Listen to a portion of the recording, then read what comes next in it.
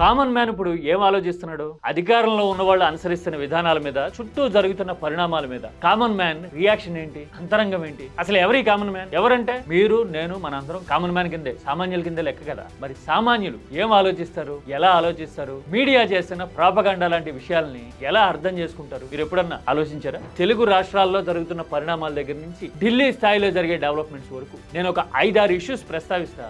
అసలు ఏం జరుగుతోంది అని రాజకీయంగా అధికారంలో ఉన్న వాళ్ళు గానీ, మీడియా గానీ చెప్తున్నారు. కామన్ మ్యాన్, సగటు మనిషికి ఏం అర్థమవుతున్నాయి అనే కాంట్రడిక్షన్ ని పోల్చి చూద్దాం. చాలా డిఫరెంట్ గా అనిపించినా గానీ ఇదే వాస్తవం కదా. జనం వైపు నుంచి, జనం కళ్ళద్దాల్లోంచి రాజకీయాన్ని, మీడియాని చూస్తే ఎలా ఉంటుంది అని తెలుసుకునే ప్రయత్నం ఇది. మన చుట్టూ జరుగుతున్న పరిస్థితుల మీద కామన్ మ్యాన్ రియాక్ట్ అవ్వడం మొదలైతే సిచ్యువేషన్ ఎలా ఉంటుంది? నేను ఒక సీన్ చూపిస్తా చూడండి.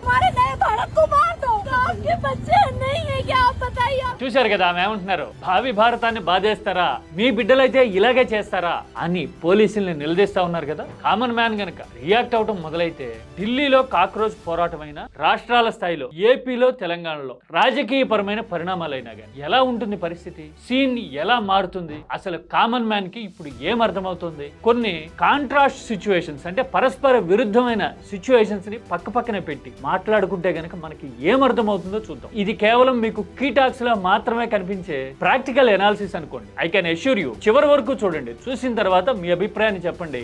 కామన్ మ్యాన్ గుండె చప్పుడు, కామన్ మ్యాన్ అంతరంగం ఇప్పుడు ఎలా ఉందో మాట్లాడుకుందాం రండి.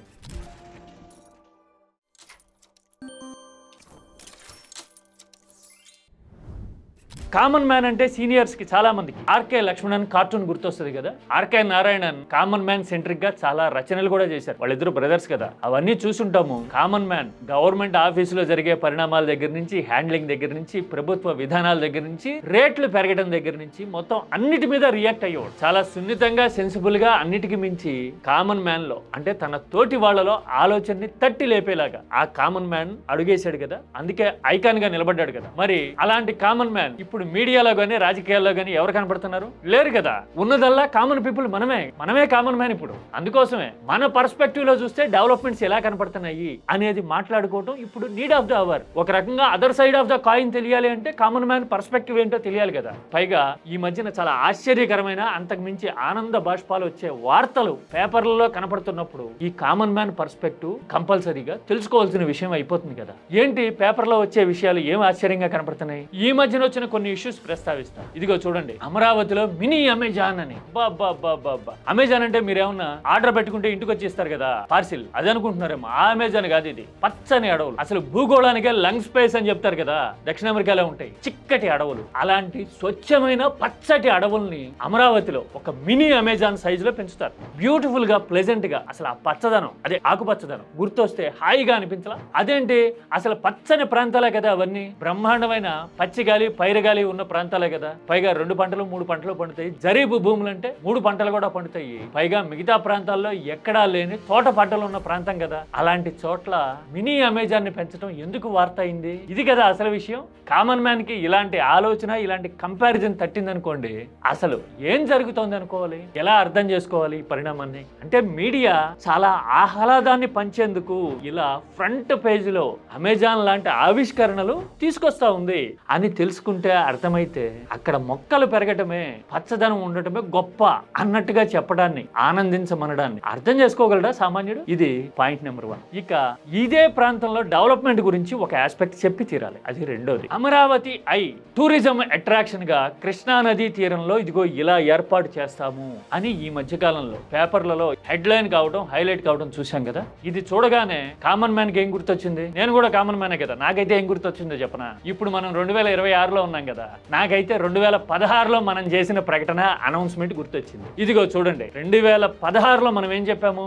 లండన్ ఐ ఉంది. ఈ లండన్ ఐ అసలు మేజర్ టూరిజం అట్రాక్షన్. ఒక ఏడాది కాలంలో కొన్ని కోట్ల మంది ఈ లండన్ ఐని సందర్శిస్తూ ఉంటారు. ఇలాంటి ఐ అమరావతిలో పెడతాము, కన్ను తెరుస్తాము అని చెప్పాం కదా. ఇది ఎప్పుడు? 2016లో. ఇప్పుడు మనం ఉన్నది 2026. అదేంటి 10 ఏళ్ల తర్వాత కూడా అదే మాట చెప్తూ ఉన్నాము. ఆ మధ్యలో ప్రభుత్వం మారింది కదా, వాళ్ళు ఎవరో వచ్చి దెబ్బతీసేశారు కదా అంటారేమో. అనే ముందు ముందు ఆలోచించండి కొంచెం. 2016 అంటే అధికారంలోకి వచ్చి ఒక ఏడాదిన్నర అయి ఉంటుంది. అంటే 3.5 ఏళ్ల సమయం ఉంది కదా. ఒక టూరిజం అట్రాక్షన్ ని క్రియేట్ చేయడానికి 3.5 సంవత్సరాల కంటే ఎక్కువ టైం పట్టిందా? ఎందుకని అదే మాట 10 ఏళ్ల తర్వాత కూడా చెప్తే ఒక హంగు ఆర్భాటం అట్రాక్షన్ వచ్చింది అని అనుకోవాలి సామాన్యుడు అని భావిస్తున్నారా? ఏమర్థమవుతుంది సామాన్యుడికి? ఇది రెండోది.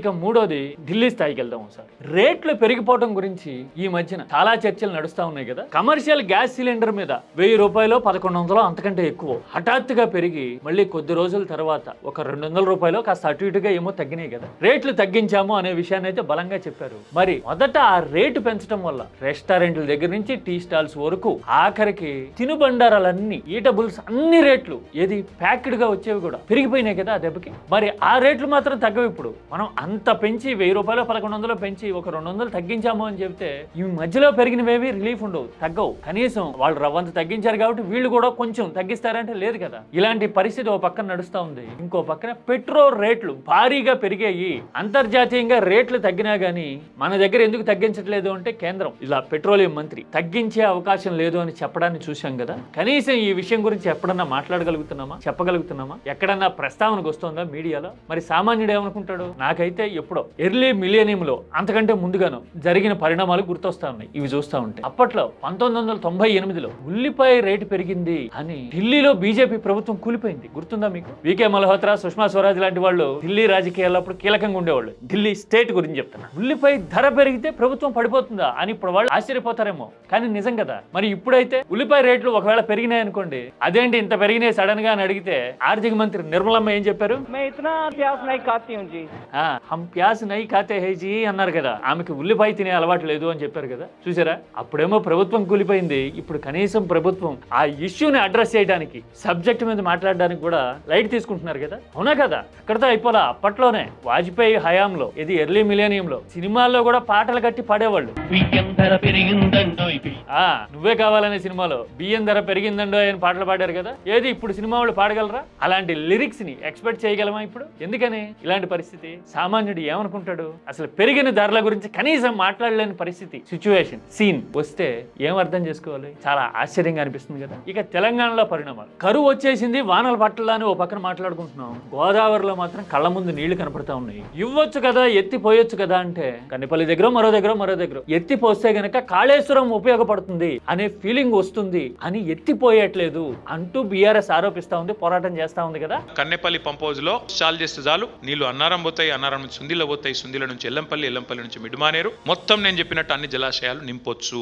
మరి ప్రభుత్వం ఏం చెప్తా ఉంది? సేఫ్టీ అథారిటీస్ అన్ని వద్దన్నాయి, అసలు ఇచ్చే ప్రసక్తే లేదు.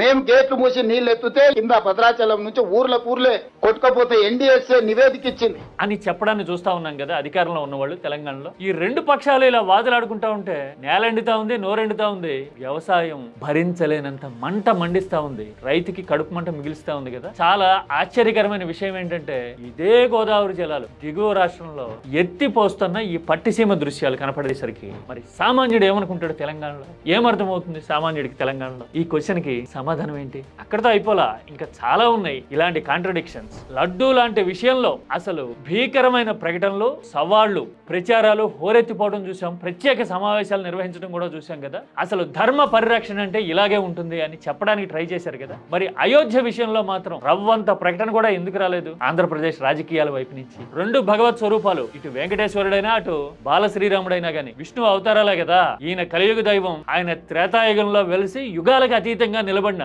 సత్య స్వరూపం కదా. మరి దేవుడు ఒకడే అయినప్పుడు, మహావిష్ణు స్వరూపాలే అయినప్పుడు రెండు, మరి రాజకీయ ప్రతిస్పందనలు మాత్రం ఇంత విభిన్నంగా ఎందుకున్నాయి? కనీసం మాట వరుసకైనా ఆ విషయాన్ని ఏపీలో ధర్మ పరిరక్షకులు ఎందుకు ప్రస్తావించట్లా, మాట్లాడట్లా? కారణం ఏంటి? ధర్మాన్ని నమ్మి నిరంతరం కొలిచే సామాన్యులకి ఈ లాజిక్ తడుతుందంటారా? అసలు ఎందుకు మాట్లాడట్లా అనే మాట అర్థమవుతుందంటారా? ఇలాంటివి లెక్క తీస్తూ పోతే చాలా ఉంటాయి. మనలో కూడా చాలా మంది ఎప్పుడో ఒక 15 ఏళ్ల నాడు, అంత కూడా అక్కర్లా, 2012, 13 ఆ టైంలో అన్నా హజారే లాంటి వాళ్ళు జంతర్ మంతర్ దగ్గర తిష్టేసి కూర్చుంటే అసలు దేశంలో మార్పు వస్తుంది, అసలు నిలదీయటం అంటే ఇలా ఉండాలి అని మాట్లాడుంటాము. ఇప్పుడు అదే జంతర్ మంతర్ దగ్గర వాంగ్చుక్ లాంటి వాళ్ళు విద్యా ప్రమాణాలు పెరగాలి, లీకేజ్లు ఆగాలి, ఈ దేశంలో సగటు యువతకి న్యాయం జరగాలి అని ప్రాణాలు ఫణంగా పెట్టి పోరాడుతుంటే మాట్లాడుతున్నది ఎంతమంది? నేను ఇప్పుడు 5-6 ఇన్స్టెన్సెస్ మాత్రమే చెప్పా. ఇలా చెప్పుకుంటూ పోవాలంటే చాలా ఉన్నాయి కాంట్రడిక్షన్స్. మన కళ్ళ ముందు జరుగుతున్నది ఒకటి, మీడియాలోనూ అధికారంలో ఉన్నవాళ్ళు ఒకడు మాట్లాడుతున్నది ప్రచారం చేస్తున్నది మరొకటి. మరి ఇలాంటి కాంట్రడిక్షన్స్ ని సామాన్యుడు ఎలా అర్థం చేసుకుంటాడు, ఏమనుకుంటున్నాడు, ఎప్పుడు రియాక్ట్ అవుతాడు అని అడిగితే మీరైతే ఏం చెప్తారు? కామెంట్ ని సబ్జెక్ట్ ఓరియంటెడ్ గా చేయండి, లేదంటే అదేదో సినిమాలో బ్రహ్మానందం అన్నట్టు నేను ప్రేక్షకుడిని, మీలో మీరు కొట్టుకొని చావండి, నన్ను ఎంటర్టైన్ చేయండి. నేను ప్రేక్షకుని ఎంటర్టైన్ చేయండి అంటున్నాడు కదా, అలా అనుకుని చూస్తూ ఊరుకుంటారా అనే విషయాన్ని ప్లెయిన్ గా చెప్పండి. ఎందుకంటే ఇది జన జీవితాలకు సంబంధించిన విషయం. సామాన్యులు అంటే నేను, మీరు, మన అందరం కదా. అందుకే మన గురించి మనం మాట్లాడుకోవడానికైనా మనం కాస్త ఎఫర్ట్ పెట్టాలి కదా, అవునా కదా?